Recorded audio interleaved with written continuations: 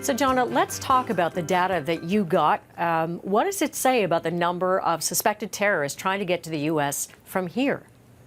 That there's twice as many, in some cases more than twice as many, known or suspected terrorists encountered trying to get into the U.S. from Canada than there has been over the last 2 years from Mexico.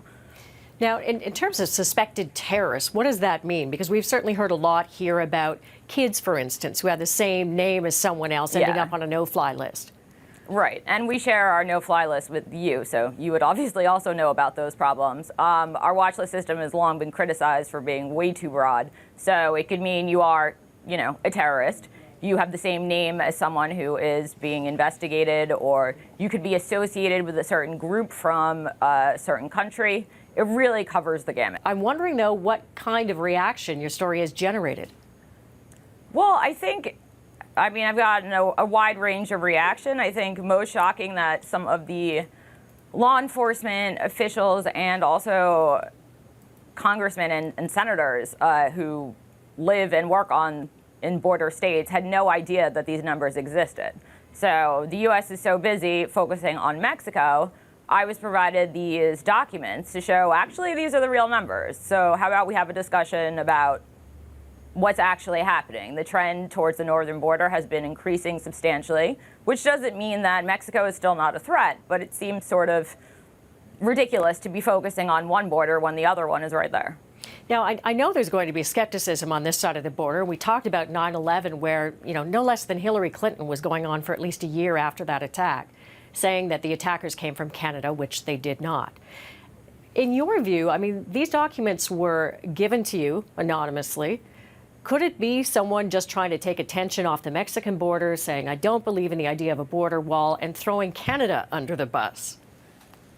Respectfully, I think that's ridiculous. No one's trying to throw Canada under the bus. I think that what's happened right now in the U.S. is that there's a whole lot of rhetoric and absolutely no data.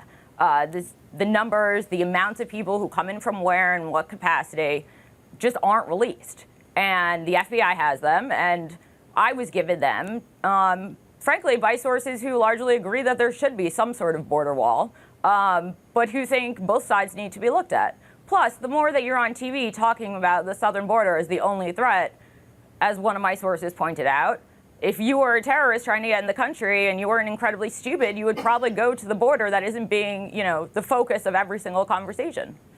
What reaction have you gotten from Canadian officials?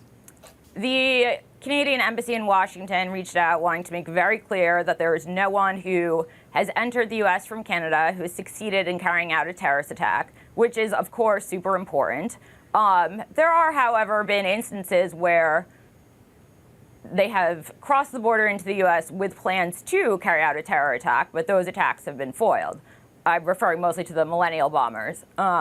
Certainly no one is, again, trying to throw Canada under any bus. It just seems we have two borders. One of them is with you, and that happens to be the longest by far land border in the world, and a good 4,000 miles longer than the Mexican one. So we should probably be looking at both. Jana, good to talk to you. Thanks. Thanks.